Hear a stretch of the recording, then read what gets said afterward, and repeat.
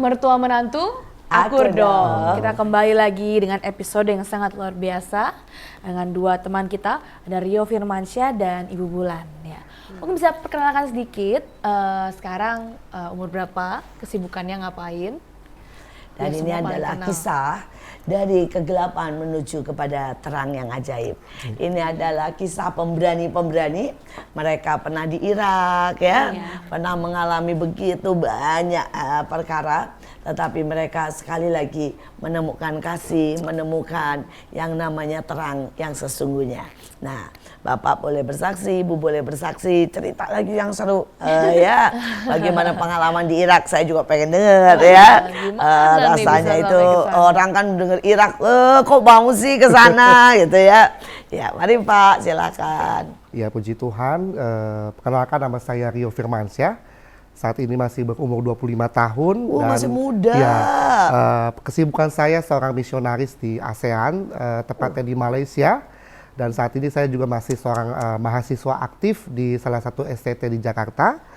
Ya, puji Tuhan, dan pekerjaan saya memang full time melayani di misionaris di gereja lokal dan suku-suku yang ada di Malaysia terutamanya. Begitu. Jadi kalau misalnya ke Malaysia, berapa lama tuh Pak sekali pergi gitu? Saya pernah hampir 6 bulan, 1 tahun karena visa harus di-renew. Ya, jadi balik lagi terus lagi. Tapi bukan hanya di Malaysia saja, diberikan kesempatan di beberapa negara ASEAN, di Vietnam, di Kambodia, di Thailand juga pernah. Wah, nanti cerita nih gitu. apa ya? Seru. Saya manggil apa nih ya? D atau apa? Rio lah, Rio, ya. Karena masih muda sekali nih. Tapi luar biasa. Pengen denger nih cerita di pedalaman Kalimantan. Apa itu? Pedalaman Malaysia, pedalaman Thailand. Ya, luar biasa, luar biasa. Sedangkan Ibu, mari silakan perkenalkan. Ya, Shalom, perkenalkan nama saya Wulan, umur 53. Ini hubungannya apa sama Rio? Tante, Kita saudara dalam Tuhan. Saudara dalam Tuhan. Terus ceritanya yang pernah ke Irak siapa ini? Saya. Luar biasa, luar biasa. Mujizat. Mujizat. Oke. Kita pelan-pelan ya dari awal ya. Sesuai dengan namanya, bagaimana nih Rio bisa ketemu Tuhan? Jadi karena anugerah Tuhan, saya ini bukan seorang Kristen dari kecil. Kami ini dari suku Melayu, tepatnya bapak saya seorang ustadz, suku Minang, Padang di Sumatera Barat, dan mama saya daripada Palembang, Sumatera Selatan. Kami ini dari beraliran Muhammadiyah. Tapi karena anugerah Tuhan, tahun 2011 saya bisa berjumpa Tuhan Yesus secara langsung dan dibawa ke surga dan neraka. Oh, nah itu. Sekarang cerita itu dulu. tuh? Kok bisa sih tiba-tiba gitu ya? Udah dari kecil gitu ya. Selalu sembahyang, taat ya, disiplin ya.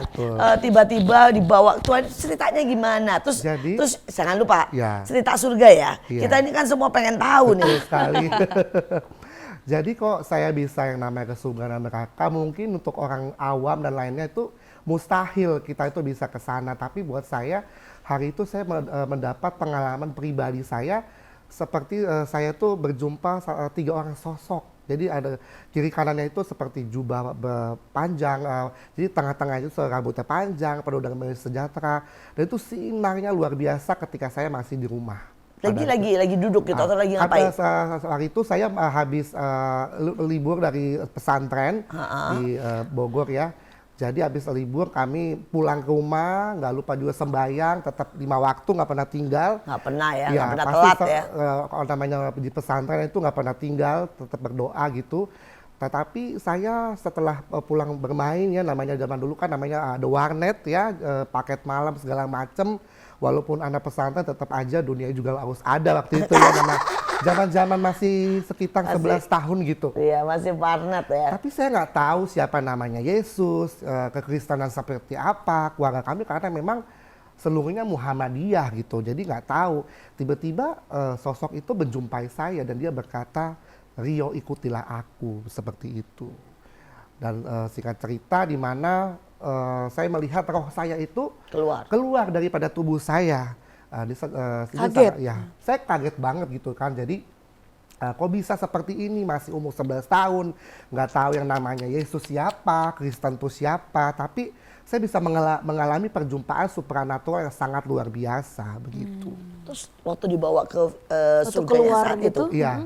Jadi saya waktu keluar dari tubuh saya tepok diri saya berdoa dengan agama kepercayaan saya yang dulu situ, bilang kok ini seperti ini, kenapa seperti ini, saya tepok ini bukan mimpi. Saya melihat tubuh saya tuh sedang baring tertidur seperti itu. Di situ saya cuma hanya seperti agak kaget tapi takut juga, dan seperti saya dibawa seperti angin cepat sekali. Saya melihat di situ, saya melihat ada istana yang besar, dan sebelah kiri saya melihat lautan api yang tidak ada ujungnya. Dan ada satu suara mengatakan seperti ini, Rio ikutilah aku. Sampai suara itu yang ketiga kali saya mengatakan ini apa, dan akhirnya ada lagi suara seperti ini, aku adalah Alfa dan Omega, aku yang awal dan akhir, aku yang sudah ada, yang akan datang untuk menghakimi hidup dan mati. Seperti itu. Jadi buat saya, masih umur 11 tahun kok bisa, tapi saya percaya bagi Tuhan tidak ada yang mustahil, seperti itu. luar biasa, luar biasa. Bagi anak umur 11 tahun ya, itu pasti sesuatu yang sangat menakutkan dan mengejutkan ya. Belum lagi nanti reaksi orang tua. Betul tapi, sekali. Tapi kita tahan dulu ya. Betul. Kita mau dengar nih cerita juga ya dari Ibu Wulan ya. Tapi seru banget ya. Wah, saya nggak bisa bayangin. Tapi sekali lagi Bapak Ibu sekalian, ini adalah tanda bahwa Tuhan menyintai. Yes. Saya percaya pada waktu mereka berdoa 5 waktu, itu buat Tuhan adalah sesuatu tanda mereka mencari Tuhan dengan sungguh. Dan buat Tuhan, siapapun yang mencari Dia pasti menemukan.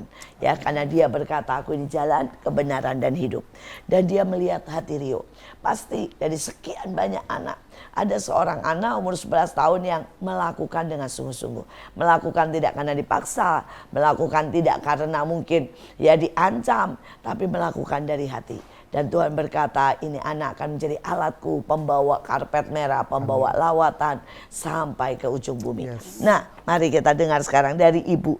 Bagaimana nih ceritanya bisa ketemu Tuhan, tapi juga bagaimana bisa ke Irak? Kalau pengalaman saya lahir baru dari 1996. Udah lahir baru, udah lama. Lama gitu. Sekali ya, itu ceritanya bagaimana waktu itu? Kalau tadinya kan Katolik, terus udah gitu, ini ada teman orang Kristen, orang Katolik juga, terus dia masuk Kristen kan, kata kok bisa masuk Kristen gitu kan, terus kata saya, iya pokoknya kamu ikut aja deh, nanti ada KKR, ya udah ikut kan KKR, kok orang bisa holy laughter gitu kan, bisa ketawa, nangis, gitu kan. Iya. Kok ya udah, terus akhirnya didoain sama pastor-pastor dari luar negeri. Terus bener-bener tuh bisa nangis gitu kan. Terus pokoknya pas pulang dari KKR itu sukacita. Terus udah gitu ada mujizat Tuhan langsung, kan mobil nggak bisa keluar. Itu udah malam kan. Sedangkan saya ditungguin sama suami kan di rumah.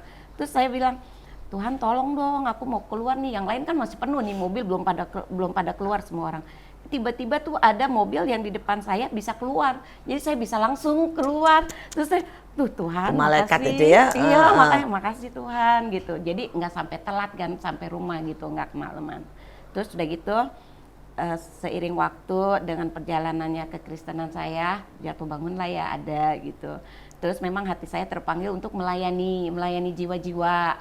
Terus melayani ke panti asuhan, panti jompo. Memang terpanggilnya dari situ sih awalnya gitu. Punya hati untuk melayani jiwa-jiwa gitu.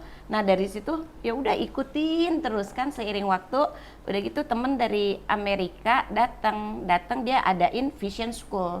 Dia Vision School 3 hari kita ikut, dia gabung dengan organisasi Korea Intercipi. Terus udah gitu saya ikut terus surah adopsi negara itu kan 1040 jendela 1040. Terus saya adopsikan satu negara Turki. Adopsinya negara Turki. Udah gitu selang 1 tahun nggak hubungan sama teman. Terus tiba-tiba 1 tahun kemudian saya telepon, ada di mana? Ada di Irak. Ngapain? Ini loh aku itu melayani di sekolah minggu apa gitu kan. Terus Cece mau kesini bantuin aku nggak ada teman loh, katanya gitu.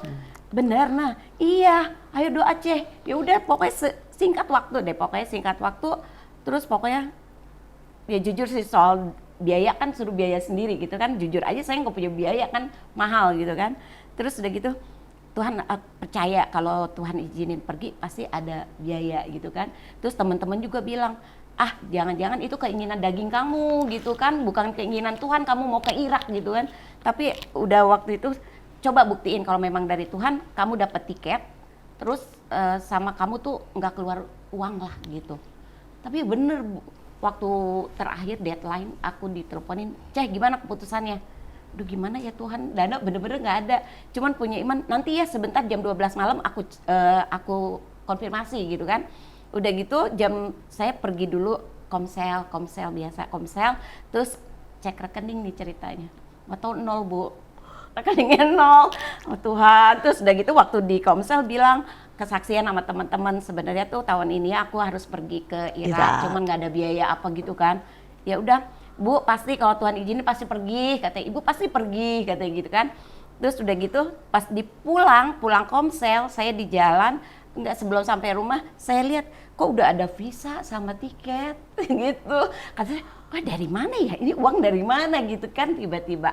Terus jam 1:30 pagi, orang Korea yang tinggal di Amerika telepon, puji Tuhan Bulan, kamu udah ada yang support dana buat kamu selama kamu ke Irak gitu. Jadi bener-bener tuh saya nggak keluar uang. Ya luar biasa, luar biasa. Ini adalah sebuah kesaksian perjalanan yang luar biasa. Yang sepertinya tidak mungkin ke Irak dan tidak ngurus apa-apa ya. Enggak. Tidak ngurus apa-apa, bahkan masih bergumul dan di rekening 0 tiba-tiba visa. Dan tiket sudah disediakan. Iya. Kita Luar punya biasa. Tuhan yang luar biasa. Kita punya Tuhan yang selalu membawa kita dari satu kesaksian kepada satu kemuliaan, kepada lagi kemuliaan yang lebih besar. Amin. Saya berdoa supaya setiap kita, berapapun usia kita, ini umur 11 tahun, ini ibu 56 tahun. 53. 53, maaf jangan ditambah ya. 50 berapa Bu sekarang? 55. Tapi Waktu masih pergi semangat. 53. Waktu pergi 53, bayangkan saudara, 53. Tapi masih pelayanan ke Irak. Belum tentu anak-anak muda berani berangkat ke Irak, tapi ibu ini luar biasa. Kembali ke Rio. Rio luar biasa sekali. Sekarang kita mau tanya reaksi keluarga bagaimana? Ya, jadi reaksi keluarga kami kan memang kan 100% Melayu, tidak ada campur suku lain. Memang dari kecil kami semua memang dari Muslim semua. Iya, pasti. Tapi mereka memang tidak mengizinkan sama sekali saya untuk mengikuti jalan kebenaran karena memang mereka aneh gitu buat mereka kan, kamu kan dari nenek moyang kan sudah seperti begitu. Ini gitu. Dan jadi waktu kamu cerita mereka bilang apa itu? Kamu bilang kamu seperti kesurupan, seperti orang gila. Tapi ya udah saya nggak dengerin, seperti cintanya saya tuh benar-benar kepada Tuhan Yesus aja gitu. Itu tiba-tiba muncul cinta. Tiba-tiba muncul dari hati waktu umur 11 tahun. Tiba-tiba saya nggak tahu gereja di mana gitu. Jadi rumah itu di Depok. Gereja itu di katedral di Jakarta, jadi bisa bayangkan pada tahun 2011. Tahunya katedral lagi ya? Iya, tahun cuman katedral, tahunya nggak tahu itu Katolik kah, Kristen kah? Nggak tahu sama sekali. Iya, tulis di situ. Jadi akhirnya pertama kali lihat gereja Katolik, diam-diam gitu. Sampai pernah hari itu ada Idul Adha, semua keluarga mau sembahyang. Saya bilang saya mau sembahyang ke Istiqlal, tapi saya belok ke katedral begitu. Tapi di gereja Katolik hanya 6 bulan saja. Semakin saya mengenal Kristus, ada api Tuhan yang benar-benar taruh di hati gitu. Jadi akhirnya pindah ke karismatik pertama, yaitu di gereja Tiberias Indonesia saya bertumbuhnya. Gimana kamu bisa tiba-tiba cari Tiberias, hati itu nggak tahan gitu? Iya betul sekali. Jadi zaman dulu itu kan kereta api Indonesia kan masih ekonomi ya, masih. Jadi ada teman cici-cici juga orang Chinese di samping saya bilang ini kayaknya orang Kristen nih, saya bilang gitu. Saya kan memang orangnya agak kepo ya, pengen tahu gitu. Ini kayaknya orang mau ke gereja nih. Cik mau kemana Cik? Saya bilang gitu, saya senggol lah gitu. Oh saya mau ke gereja. Oh iya Cik, saya dulu mau ke gereja tapi saya itu orang Islam. Jadi pengen kayak nunjukin mau saksi gitu. Maksudnya kasih tahu saya benar-benar mau ikut Tuhan. Oh kamu kalau misalkan mau ke, maksudnya kamu dari ini kenapa kamu nggak langsung ke ini aja? Maksudnya kamu lebih banyak dapat pengajaran dan kamu langsung dibaptis. Kamu belum dibaptis kan? Dalam hati saya karena saya memang ingin dibaptis, peneguhan. Ya udah saya mau tahu Tiberias gitu dan apa sih gereja karismatik itu begitu. Tuhan itu bisa pakai siapapun ya, Ya, betul sampai sekali. kereta, Ketemu di cici-cici ya, dan bahkan nggak tahu ya, nggak kenal. Betul. Dan sekali lagi siapapun Bapak Ibu dimanapun, kalau ya bertemu dimanapun, jangan pernah biarkan kesempatan berlalu. Amin. Coba hari itu tidak ada yang berani berkata ke gereja. Coba cici-cicinya berkata begini, saya ke mall, itu ya kan beda ya ceritanya ya. Terus kemudian kan dia nggak berani, misalnya nih cicinya nggak berani karena kamu nyebut dari Islam, malah bilang gini, nggak tahu gitu Betul, ya. betul. Jadinya kan berbeda sekali. Betul Tapi sekali. sekali lagi pakai kesempatan itu untuk bersaksi, pakai kesempatan untuk menjadi berkat, pakai kesempatan untuk mendoakan orang. Karena setiap yang kita tabur tidak pernah kita sia-sia. Tuhan selalu bekerja dengan luar biasa. Amin. Nah, kembali sekarang Irak ke di Irak ngapain? Kita beritakan Injil. Ya, cerita coba suasananya bagaimana ya. Kebetulan kalau kita tinggal di daerah Kurdistan, jadi bukan kan Kurdistan tuh negara di bagian Irak yang udah memisahkan diri. Jadi Kurdistan, dia tuh jadi pakai bahasanya bahasa Kurdi, gitu kan? Bukan banyak orang Kurdi, jadi berbahasa Kurdi. Yang kita maksudnya. Tapi kan ibu kan nggak bisa bahasa Kurdi kan? Enggak. Terus bahasanya apa dong? Terus gimana caranya? Jadi kita setiap hari dapat les bahasa Arab 3 jam setiap hari, 3 jam setiap hari. Jadi Coba terus, Bu ngomong dikit Bu. apa ya? Biasa assalamualaikum sama di sini. Assalamualaikum. Terus kemudian bahasa Arab. Ahlan wassalam gitu, maksud selamat datang, gitu. Itu pakai bahasa Kurdi mirip itu. Enggak, Kurdi beda lagi. Itu Kalau- bahasa Arab. Saya bahasa Kurdi susah, berheben gitu. Yo, Susah, itu apa itu? susah Berheben itu apa? Itu jadi apa kabar gitu. Jadi wah susah banget Coni Basi, Apa itu? Nawicia gitu. Nawicia tuh apa ya? Nawicia tuh nama siapa gitu, Nawicia. Terus saya bisanya cuma dastaras, dastacap, rasbro. Apa Jadi itu? belok kanan, belok kiri, lurus. Oh lala. Saya kan naik taksi kan supirnya kan orang Kurdi kan. Jadi kakak dastacap, dastaras gitu, rasbro, udah gitu aja. Rasbro lurus. Bercanda tuh berapa? Oh, gitu. bercanda ya. Kalau kita bercanda ketawa deh kita. Kakak bercanda gitu kan. Ya udah dikit-dikit aja kan nggak bisa gitu menguasai. Jadi kita memang udah dikasih tahu di situ kan ada yang jadi kayak kita orang Korea, misi orang Korea, dia tuh buat kayak kita untuk bukan perintisan sih, dia nggak buat gereja Bu. Jadi memang tujuannya untuk memberitakan Injil. Dan mungkin bantu belajar. Iya, gitu. Musik, bahasa Musik, Inggris, gitu. Nah, anak-anaknya itu berkomunikasi sama ibu pakai bahasa apa? Jadi ada yang udah lama orang Korea udah bisa bahasa Arab, terus nanti ada yang bahasa Inggris translate, terus kita juga dikit-dikit gitu juga bisa Bahasa komunikasi Kurdi. sama mereka gitu. Tapi mereka tuh banyak yang dari Muslim masih bisa tuh datang, kan kita bilangnya bukan gereja ya. Jadi mereka pada datang, mereka dikasih maksudnya tuh firman Tuhan gitu. Biasa sekolah minggu kan anak-anak gitu kan, cerita anak-anak, terus udah gitu diajarin nyanyi gitu. Jadi mereka tuh happy gitu. Sampai akhirnya tuh ada yang memang anak itu ikut terus tiap minggu. Ikut terus tiap minggu tapi Muslim. Tapi mereka tuh udah kayak kita mau ikut gitu, gabung gitu. Saya percaya sih apa yang kita tabur tidak pernah sia-sia. Amin. Saya juga percaya bahwa agama itu tidak menyelamatkan, tapi hubungan kita dengan Tuhan itu yang menyelamatkan. Amin. Ya. Dan saya tahu Tuhan mengasihi semua, termasuk anak-anak ini.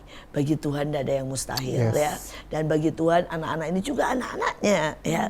Karena itu dimanapun kalau ada orang yang menabur cinta, menabur kebenaran, menabur perhatian, pasti akan menimbulkan keselamatan buat mereka. Nah, balik lagi buat Rio. Rio, pada waktu kamu akhirnya sampai sejauh ini ya, kapan akhirnya keluarga kamu merelakan? Untuk merelakan namanya orang tua beda keyakinan itu agak susah ya. Pasti. Tapi namanya seorang ibu, karena bapak saya sudah meninggal, tidak ada. Jadi saya tinggal ibu gitu, tinggal mama saya sendiri. Tapi namanya orang tua tetap mau mengasihi gitu. Betul. Jadi setelah saya saya tuh menjadi seorang Kristen, saya diusir gitu di rumah. Diusir? Saya diusir Dari ibu? dari keluarga dulu. Karena om saya nggak setuju, saya Kristen. Oh, jadi kamu Ya. tetap bilang terus terang? Iya, saya terus terang. Kamu bilang waktu itu, kamu mau pilih keluargamu atau pilih Yesusmu. Kalau kamu pilih Yesusmu, kamu harus pergi dari tempat ini. Itu Sampai- usia Ya. berapa kamu? Usia saya waktu itu di usia sekitar 13 tahun. 13 tahun. 13 tahun. Jadi saya waktu pengalaman waktu berjumpa dengan Tuhan itu 11 ke 12 itu memang diam-diam. Iya. Diam-diam gitu. 13 kamu sudah berani ngomong? 13 saya sudah berani ngomong terang-terangan, bahkan tidak sedikit saya tuh dianiaya ya, sampai dicambuk pakai kabel. Kadang saya tuh pernah tidur di lemari karena memang dikejar-kejar om saya sendiri gitu. Saya tuh sempat mengalami penganiayaan, tapi saya percaya kalau Tuhan sudah memilih saya, dia akan bertanggung jawab sampai akhirnya begitu. Dan sampai saya 8 tahun di luar, saya nggak tahu harus kemana. Ya saya pernah tidur di jalan juga. Dulu sempat memang saya kurus ya, kurus sekali gitu. Jadi saya pernah tidur di jalan selama 4 hari dan akhirnya ada jemaat. Dan jemaat Tiberias juga yang ketemu saya untuk tinggal di rumahnya selama 5 tahun gitu. Dan saya nggak sekolah, saya kerja di Tanah Abang sebagai sales sepatu.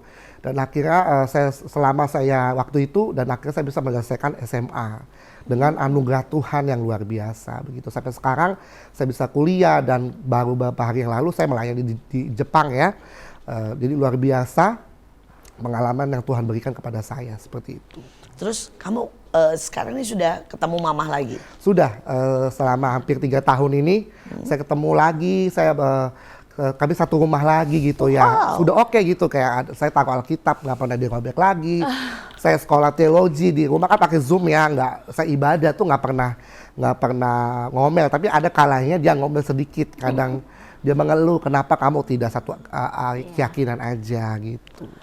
Aduh, berani sekali buat anak usia yang istilahnya ya baru 11 tahun dan Berarti kan kemudian dari 13 tahun. Depok ke Istiqlal sendiri. Sendiri gitu, naik angkot, naik kereta api. Dulu kan belum ada Gojek ya. Gojek itu sekitar 2015 kalau nggak salah gitu. Jadi selama hampir 13 tahun ini saya tetap mau setia, walaupun saya melihat di luar sana ada yang dari saya tuh nggak setia, beberapa ya kalau kita tahu gitu. Tapi buat saya kalau Tuhan sudah memperlihatkan secara langsung, saya yakin itu ada Alfa dan Omega, dia yang awal dan akhir, dan dia juru selamat sang umat manusia di seluruh dunia seperti itu. Oke, kita biarkan yang lewat dulu ya. Ada pujian, ada sesuatu yang akan lewat dulu. Dan kita break, nanti kita sambung lagi karena ceritanya masih luar biasa ya. Oke, tetap stay tune di MMA. Inilah MMA Mertua Menantu. Akur Akur dong. dong.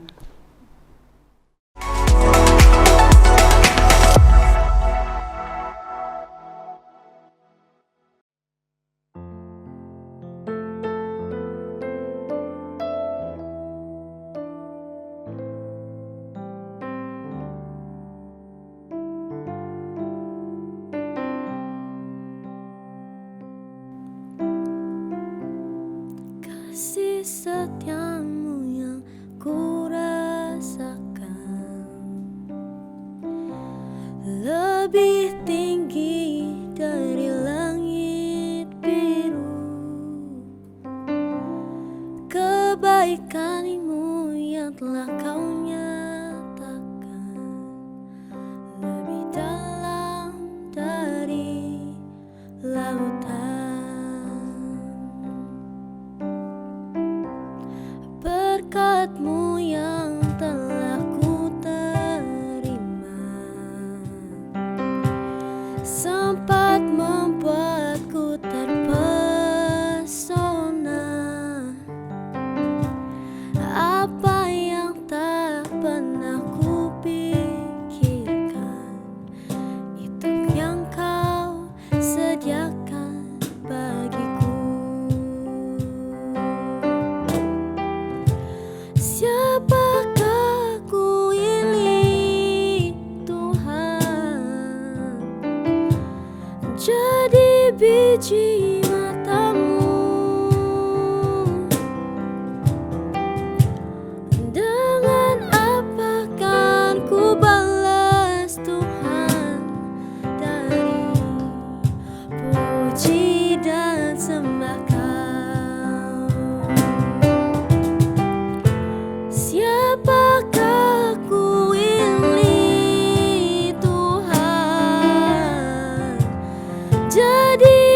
biji matamu.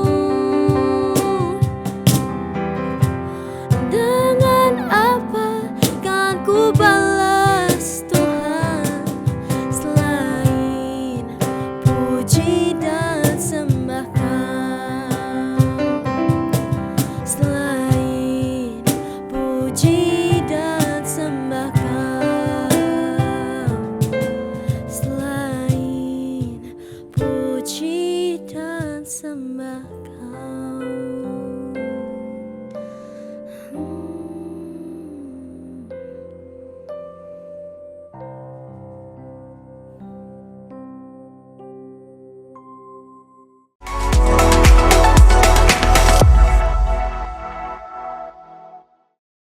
Salam MMA, mertua menantu, akur Akur dong. dong. Kita masih dengan Rio dan Ibu Bulan yang sangat luar biasa. Mungkin dia wanita ya, tapi Iya. dia cukup pemberani sampai pergi ke Irak. Sedangkan yang Rio umur 11 tahun sudah berani mengambil keputusan. 13 tahun diusir dan mereka tetap memilih Tuhan. Hebat. Berapa banyak kita anak-anak Tuhan yang bahkan mendapat kebebasan ke gereja aja males. Ini yang digebukin, ini yang sampai mau dibunuh dan Nggak dia dianterin tetap lagi. nggak dianterin. Dari Aduh, Depok loh, jauh. aduh, Depok luar itu biasa. jauh loh, Depok ke Jakarta Istiqlal. ya, Jakarta Pusat ya. Oke, kita teruskan. Saya masih mau penasaran nih. Kata orang itu kan Irak itu wah penuh dengan bom ya. perang. Tembak-tembakan, perempuan banyak yang wah dikejar-kejar. Bagaimana sih hidup di sana kenyataannya? Kenyataannya ya di sana kan modern, kota modern. Oh, kota modern. Ya, modern. Jadi banyak juga mereka sekarang anak-anak remajanya tuh yang enggak berkerudung, berjilbab atau seperti kita aja gitu, kasual gitu. Oh berarti ini ya 3 tahun terakhir ini ya jatuhnya. Iya. Jadi memang di sana jadi pola pikirnya mereka udah terbuka. Jadi biasanya kan kalau orang Arab sana kan punya anak 8. Paling banyak, paling dikit kali 4 5 kali. itu ya, Iya. betul. Tapi itu bener-bener anak sekarang kalau ditanya mau punya anak berapa? 2 katanya gitu. Jadi kan udah kayak modern. kita ya. Iya, udah modern pikirannya. Terus mereka juga pendidikan, udah bisa cari pendidikan. Memang saya kan melayani kan suku Syria, suku Syria sama orang Arab asli gitu. Jadi waktu Kurdi kan. Iya, jadi ada jadi Arab tuh ada yang Arab dari Baghdad, terus waktu ada perang dia ngungsi ke Pindah. Kurdi. Dia pergi gitu, orang Syria dari Syria ada Oh perang. jadi mereka semua bisa bahasa Arab. Iya, bahasa Arab. Cuma bahasa Arabnya Irak tuh beda dikit gitu. Tapi ya luar biasa kehidupan di sana. Mereka buka hati. Terus kalau kita datang tuh mereka sambut gitu loh. Nggak pernah mereka tuh, saya bilang saya Kristen, terus tapi mereka tuh nggak bilang udah sana pergi, enggak. Tapi mereka welcome gitu kan. Terus kita sampai disediain minum, sediain makan. Terus kalau mereka udah nyaman sama kita disuruh nginep. Udah nginep dong gitu. Boleh Sini, ya? Boleh. Jadi tuh bener-bener mereka tuh masak Lebih khusus buat ramah kita. dari Indonesia Iya, ya. Betul-betul ramah banget. Bener-bener ramah. Kalau makanan Arab sampai makanan mereka itu apa kira-kira? Makanan khasnya. Iya, nasi biryani sama dolma gitu. Dolma kan. itu apa? Dolma tuh jadi sayuran diisiin nasi sama daging terus dikukus, ada terong, ada kol, ada daun anggur gitu. Oh, enak. Enak. Cuma agak asem-asem dikit gitu. Mereka kan nggak suka pedas. Jadi nggak suka mereka pedas. sukanya asem gitu. Jadi lalapnya tuh lemon. Habis makan lemon, tomat, terus lobak gitu. Itu lalap, nggak pakai cabe. Enggak. Ada cabai hijau yang gede-gede. Nah, itu cabenya tuh itu. Nggak ada Jadi rasa kita, ya? Iya, kita makan gitu. Terus kalau daging mereka masaknya apa? Daging ayam. Oh gitu, kayak rendang gitu atau bukan? Enggak. Jadi cuman putih aja gitu, cuman pakai garam, merica gitu. Kadang ada juga yang pakai daun ketumbar, apa dibikin kayak kalau kita bilangnya kayak burger, tapi bukan burger, mereka bilangnya apa gitu namanya lupa. Itu ciri khas mereka. Tapi enak sih Bu. Makanya Enak juga pakai ya? roti gitu kan, makanya kan nggak nasi kan jarang. Iya. Kalau nasi ya dia masak Biryani, sendiri. iya. Biryani. Kalau kita makanya pakai roti. Orang Syria kan ada roti khusus Syria gitu kan. Jadi kita comot-comot gitu. Enak lah Bu, bisa Luar menikmati. biasa. Wih, ajaib ya. Makanan lalap tanpa sambal tetap enak. Coba lalap rasa lemon apaan tuh. Tapi ya ibu ini karena ada cinta sama Tuhan, karena ingin melayani, buat mereka enak sekali. Saya balik lagi nih ke Rio. Rio, aduh kamu luar biasa sekali buat saya. Aduh, untuk anak umur segitu kamu benar-benar berani banget. Rio, bagaimana sekarang pada waktu kamu memutuskan untuk melayani? Siapa yang support kamu? Terus kemudian dana dari mana ya? Dan kenapa kamu memilih Malaysia gitu ya? Apakah karena sama-sama Melayu atau bagaimana? Ada basic lah ya, Iya, dapatnya di situ cerita dong gitu ya. Iya, untuk menjalin pelayanan ini saya secara independen, memang tidak disupport oleh gereja manapun.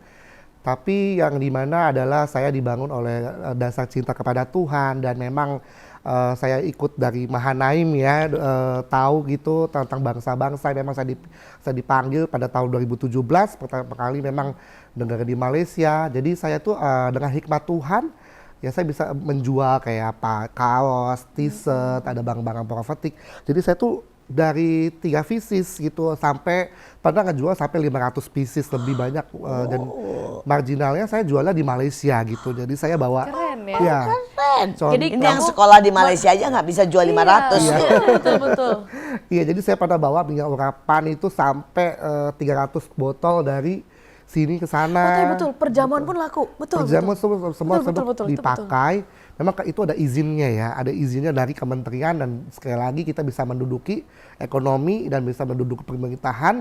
Dan saya berdoa, Tuhan kalau Engkau tunjukkan seperti ini, karena ini dananya semua dipanggil untuk pelayanan seperti itu, untuk beli tiket pesawat, bahkan tidak hanya di Malaysia, sampai keluar Malaysia pun semuanya memang Tuhan tuh mengatakan seperti itu, bawalah barang-barang rohani ke Malaysia. Tadinya saya nggak mau bawa barang, karena saya sangat susah gitu, karena 30 kilo, 40 kilo, buat saya sangat-sangat berat, dan itu sampai sekarang saya itu bawa sendiri, seberat itu. Tapi saya percaya, dan itu yang bisa mendukung, dan ada keajaiban juga, tiba-tiba ada dari Australia, dari Amerika, tiba-tiba ada yang mau ngasih sekian ribu US untuk pelayanan. Dan baru-baru ini saya ke Jepang. Gimana ceritanya? 15 hari di sana. Tadinya saya tidak mau memilih Jepang karena memang seenak itu Jepang, seindah itu. Tadi kami pun mau memilih di Turki begitu. Saya sudah mempersiapkan diri, bahkan mau sampai sebulan atau 2 bulan di sana. Tapi Tuhan mengatakan tidak untuk ke Turki, dia bilang, karena kamu harus ke Jepang, karena bukan hanya saja gereja di Jepang dibangun, tapi dari rohnya seperti itu. Dan kasihan sekali ya Jepang ya. Di Jepang itu hanya 2% dari 126 juta jiwa di sana kekristenan. Betul. Dan lagi juga anak mudanya banyak sekali yang bunuh diri. Betul sekali. Jadi yang terekspos selama ini di Indonesia hanya teknologi dan mungkin kulinernya untuk Jepang. Tapi Jepang tuh untuk kulinernya kedalamnya ajaib. itu nggak tereksplor gitu. Jadi saya melayani di beberapa orang-orang Sinto. Saya nggak bisa bahasa Inggris, tapi kami dengan tim ya dari tim US, dari Malaysia, dari India juga kami ke sana gitu untuk memberitakan kasih Tuhan. Terus pakai bahasa apa? Mereka kan juga rata-rata nggak banyak Inggris ya. Rata-rata kalau nggak bisa bahasa Inggris, kami pakai gereja lokal yang kami kenal gitu. Jadi ada pasukan di sana yang memang sudah ada di Jepang, koneksikan kita dengan gereja lokal yang bisa bahasa Mandarin. Teman saya bisa bahasa Mandarin, dan kita ngejangkau seperti di Kyoto University, mengatakan kemuliaan Tuhan akan turun di Jepang. Dan saya percaya bukan saya saja ke sana, dan waktu kami ke sana ada banyak hamba-hamba Tuhan dan misioner sedang mempekerjakan membuat satu pelayanan, yaitu revival Tuhan di sana, seperti itu. Amin, amin, amin, amin. Karena kadang gini ya, waktu kita pergi ke luar, kadang barriers-nya atau halangannya kan bahasa ya. Bahasa. Gitu, bener ya. Yeah. Cuma saya pernah loh, kemarin waktu itu saya ke Brazil kan bahasa Spanyol. Iya betul, Spanyol, saya kan. lihat. Jujur itu kan saya, wah ini mau ngomong bahasa apa? Inggris mereka nggak ngerti. Betul. Mereka di sana sama sekali nggak mau Inggris? Enggak. Cuma beberapa orang yang higher up. Jadi kayak memang mereka sekolah tinggi atau mereka orang pajak, orang lawyer, itu mereka bisa Inggris.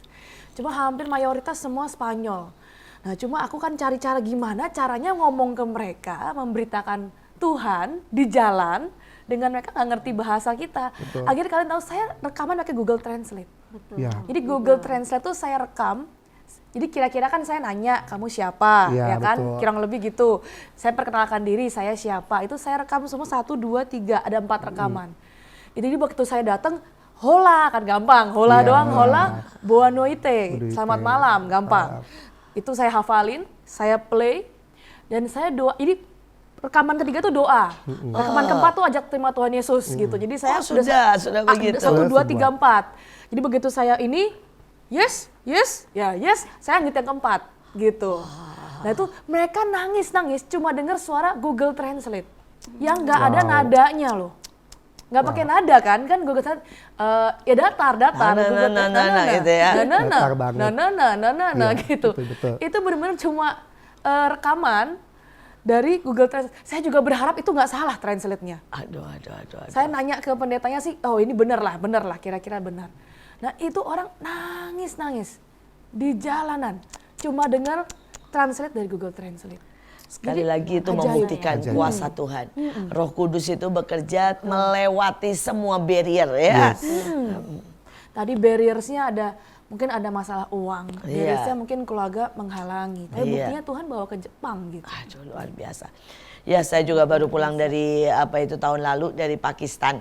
Tapi kalau puji Tuhannya, mereka semua bisa bahasa Inggris. Iya, Pakistan Pakistan. semua Lebih bisa bahasa maju Inggris. ya mereka ya? Iya, tapi bahasa Inggrisnya bukan bahasa Inggris bagus. Jadi ya bahasa Inggris broken. Jadi atau bahasa Inggris Cocok kacau lah, ya. kita bisa. Nah, itu kan sama ya. Saya kacau, dia kacau. Kami pas. Waktu itu saya bawa penterjemah. Saya sengaja bayarin penterjemah. Tujuan saya adalah karena saya tahu bahasa Inggris saya kacau balau. Saya kan cuma gini, pray. Ya terus give your heart with for Jesus gitu. Pokoknya ngomongnya kami gitu. Saya bawa alat penterjemah, saya pikir supaya bisa menerjemahkan. Ternyata setiap kali penterjemah saya ngomong, mereka nggak ngerti. Karena bahasa bagus, sacrifice itu aja mereka nggak punya. Oh. Jadi mereka nggak hurt mungkin ngerti ya. kalau Sakit, apa. kalau itu give for give gitu ya gitu mereka bisa. Tapi kalau mereka bilang sacrifice mereka udah nggak tahu Apa itu gitu. apa itu gitu. Jadi kadang-kadang ya Tuhan pakai justru kelemahan kita ya. Tuhan pakai justru aduh kalau saya mikir tuh bahasa Inggris satu kacau balau. Tapi justru itu yang mereka ngerti. Yes. Ya, dan ya saya juga kaget ya itu kan Pakistan kan negara Islam ya. Ternyata mereka sangat percaya yang namanya minyak urapan. Jadi begitu bilang gitu, siapa mau didoain? Ini minyak gitu ya. Wah semua datang. Dan mereka saya memang sengaja cari tempat yang paling miskin ya. Jadi kalau di Pakistan itu benar-benar terbelah. Yang kaya sangat kaya lebih daripada Indonesia, yang miskin sangat miskin. Dan mereka itu jadi agaknya begini, mereka sengaja buat gaji itu sangat rendah karena mereka ingin mengalahkan Cina dan India. Jadi Dari tenaga kerja ya. dengan secara kerja. tenaga kerja. Jadi sekarang semua istilahnya konveksi, barang-barang produksi pabrik yang dulunya di Cina dan India pindah ke Pakistan. Karena gaji di sana, bayangin ya, tukang sapu jalanan, sebulan gajinya cuma 25.000 kalau diuangkan uang Indonesia. Guru sebulan Lebih ada yang rendah lagi kita ya. Oh, ini lebih rendah lagi nih. Lebih rendah lagi.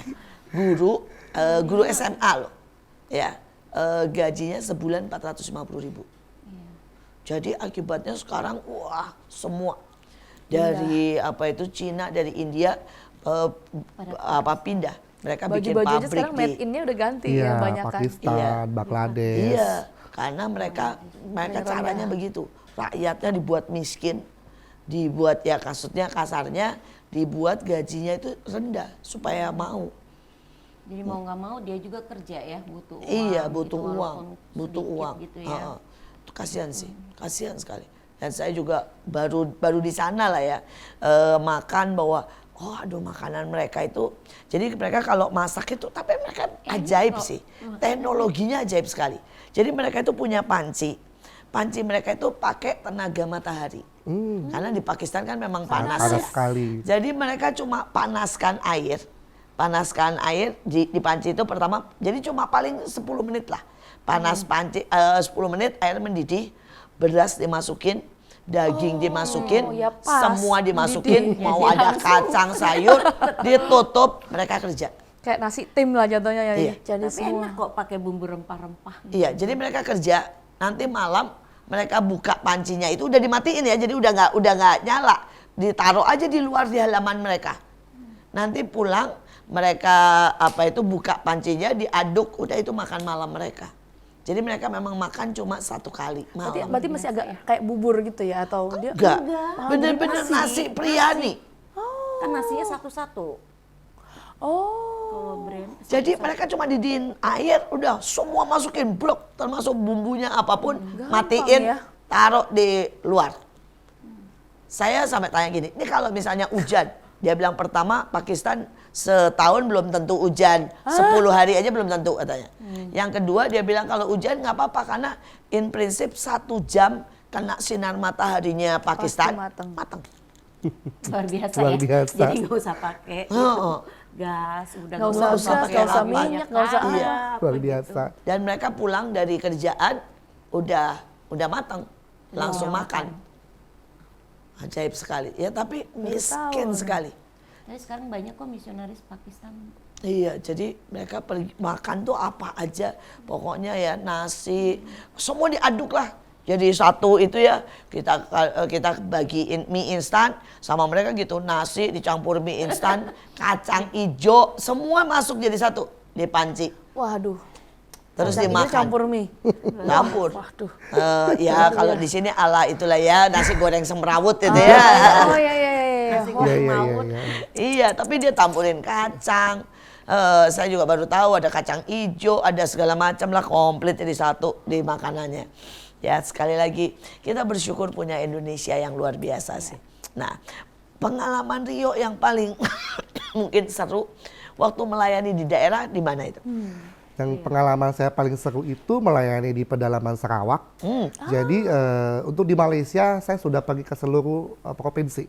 Wow. Itu dari ujung Thailand sampai di ujung Sabah Sarawak saya sudah datangin.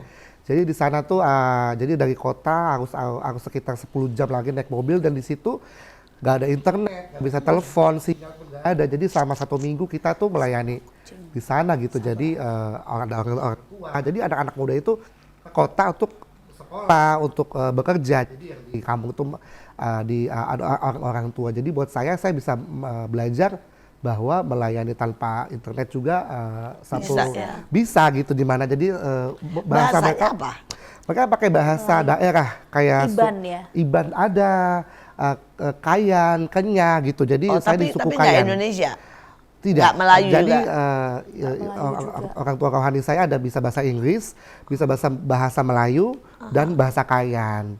Dan mereka di sana bisa kebanyakan bahasa Inggris begitu. Dan mereka juga, mereka Inggris lumayan. Lumayan, di Karena pedalamannya pernah juga. dijajah Inggris dulu. Betul, itu. Malaysia tuh dijajah Inggris, jadi mereka Inggrisnya Sama lumayan. Pakistan juga kan dia Inggrisnya oke. perseroan sama Inggris.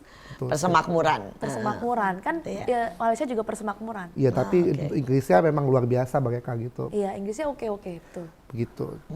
Kalau pengalaman Ibu yang paling menarik pada waktu di Irak? Pengalaman ya kalau ketemu jiwa tuh yang dia buka hati waktu kita beritakan Injil, dia terima Yesus. Wah itu senang sekali ya Bu ya. Bukan senang lagi, pokoknya happy banget gitu. Walaupun dia nggak bisa datang ke tiap seminggu sekali hari Jumat kan di sana hari liburnya hari Jumat. Iya, iya. Jadi Oh mereka- aneh ya. iya, Malaysia Jumat, juga kebalik Sabtu kan. Minggu Iya. nggak libur. Minggunya tuh kayak Senin, Minggu Jumatnya tuh Senin. libur. Jumat Sabtu libur. jadi Jumat aja. Karena mereka kebaktian Jumat. Jumat Betul. ya. Soalnya kan mereka hari itunya ya. Iya, kayak Minggu kita, malah masuk. ibadahnya mereka Jumat. Terus mereka memang enggak, jadi perlu keberanian untuk mereka dirinya dibaptis, tapi itu butuh waktu banget. 11 tahun saya follow up berapa keluarga, ya belum, mereka udah kita datang doa, baca Injil bareng-bareng, dia mau, tapi kalau buat pergi belum. Tapi saya percaya Tuhan menghargai ya. Karena sekali lagi bukan agama. Biasanya kalau saya kayak seperti kemarin di Pakistan, kami cuma pakai air aja, kami percik gitu ya. Dan kami bilang siapa yang mau buat dibersihkan gitu. Terus dipercik dan mereka semua mau gitu ya. Sekali lagi ya, saya tahu lah kalau mereka harus pindah agama dan sebagainya itu kan nanti penderitaan. Penderitaan Mereka luar biasa. waduh luar Dan takut biasa. sama keluarganya ya. Oh kadang-kadang dibunuh. Iya. ngeri sekali. Ya, ya. Saya percaya bahwa Tuhan memanggil kita bukan untuk membuat orang berpindah agama, tetapi buat mereka mengenal keselamatan. Karena saya percaya Yesus itu Tuhan buat semuanya. Dia Tuhan buat agama apa saja. Saya juga percaya Yesus menebus semua manusia. Tidak peduli anak kecil, bahkan penjahat-penjahat. Tuhan juga mati buat mereka. Saya percaya bahwa Yesus membuka jalan ke surga buat siapa saja yang mau. Bahkan orang yang mungkin paling bejat, ya, mungkin orang yang tadi kami juga mendengar kesaksian dari seseorang yang pernah memblender, memakan jasad anaknya sendiri. Tetapi saya percaya tetap ada keselamatan, tetap ada anugerah buat siapa yang mau menerima dan mau untuk dituntun kepada keselamatan. Inilah kesaksian mereka yang mau mengabarkan Injil, dan saya percaya seluruh dunia sedang terbuka dan menunggu pelayanan kita. Amin. Mungkin sebelum kita mengakhiri di ujung, dari Rio, Bu Wulan bisa memberikan pesan-pesan buat orang-orang di luar sana. Mungkin Rio juga bisa bilang, kalau mungkin kamu sempat ada hatimu mau mengenal Yesus, kamu harus start dari mana? Gitu. Bu Wulan mungkin, ayo kalau kamu mungkin sudah sendiri, ditinggal suami, ya toh. Ini waktunya kita, justru jangan berhenti loh. Itu kan pesan-pesan. Mari kan berikan semangat, berikan pesan buat semua para pendengar. Rio Ya, dulu. pesan saya untuk pada semua pendengar dimanapun berada, atau khususnya untuk generasi kita, anak-anak muda, jangan pernah terletih dari dalam hidupmu, jangan pernah berhenti dalam setiap apapun, karena Tuhan mau memanggil setiap kita dari anak-anak, dari muda sampai ke dewasa. Jikalau kita saat ini masih menerima Yesus yang masih biasa aja, tapi saya percaya melalui hidup kita, berjumpa kita bersama dengan Tuhan, kita akan bisa menerima Tuhan yang luar biasa, karena kita adalah pilihannya Tuhan, seperti itu. Amin. Amin. Dari Ibu? Kalau saya, mari bangkit anak-anak Wanita, muda wanita. Indonesia, wanita Indonesia. Jangan lihat umur berapa kita sekarang, tapi kalau kita punya kerinduan untuk jiwa-jiwa, ayo maju. Jangan takut maksudnya itu dengan situasi apapun, kita udah bayangin dulu pasti nih gimana. Tapi kalau kita punya hati kerinduan untuk Tuhan Yesus, kita nggak takut apapun, dan kita berani menyatakan kebenaran bahwa Yesus itulah jalan satu-satunya menuju ke surga. Yes. Amin. Wow, luar biasa sekali. Saya sungguh-sungguh percaya ya bahwa selalu ada cara dan selalu ada jalan. Tidak pernah ada satu penghalang yang akan selamanya jadi penghalang. Tapi itu bisa jadi batu-batu loncatan untuk setiap kita naik lebih tinggi lagi. Tadi Ibu cerita, Bu Wulan cerita bahwa dia nggak punya uang, nggak punya visa. Tapi dalam satu malam, benar-benar dalam satu malam, seperti tongkat Harun ya, dalam satu malam. Visa, loh visa tuh ngurus visa itu nggak gampang saudara. Percayalah, saya pernah ngurus visa Cina, ngurus visa itu tidak mudah. Tapi dalam satu malam tiket dan visa disediakan. Rio tadi memulai dengan 11 tahun cuma dengan sebuah penglihatan yang dia tidak tahu itu apa. Mungkin seringkali kita mulai dengan satu kata kecil di hati kita. Kadang kita mulai dengan satu mimpi. Mungkin kita bermimpi, kita dapat penglihatan hanya hal yang sangat simpel. Tetapi itu yang dia ikuti dan membawa dia sampai ke bangsa-bangsa. Semua provinsi di Malaysia sudah dijajaki. Sudah pernah ke Jepang. Dan buat saya, apakah itu Thailand juga sudah pernah. Thailand sudah pernah. Wah, tadi mungkin ada beberapa yang saya nggak sebut ya, mungkin saya nggak tahu. Cuma bagaimana seorang Rio yang umur 11 tahun hanya karena satu kali dia merasa keluar dari tubuhnya. Dia lihatkan satu penglihatan, mimpi lah buat saya. Satu mimpi ini membawa dia ketemu Tuhannya. Satu mimpi ini membawa dia sampai ke bangsa-bangsa, ke negara-negara yang bahkan dia nggak pernah bayangkan sebelumnya. Jadi kami percaya, kami sungguh-sungguh percaya. Kita harus sungguh-sungguh percaya bahwa mungkin penghalangmu sekarang itu adalah batu lompatan untuk hari esok. Mungkin hari ini mungkin jadi sebuah masalah buatmu. Mungkin uang jadi masalah, tetapi esok itu bisa jadi sebuah batu loncatan dan hari di mana engkau melihat mujizat yang ajaib terjadi dalam hidupmu. Sekali lagi, inilah MMA, mertua menantu, akur dong. Jangan lupa untuk like, komen, dan subscribe YouTube kita Asia Zara, dan stay tune juga untuk setiap episode di depan nanti. Terima kasih, sampai jumpa. Sampai jumpa.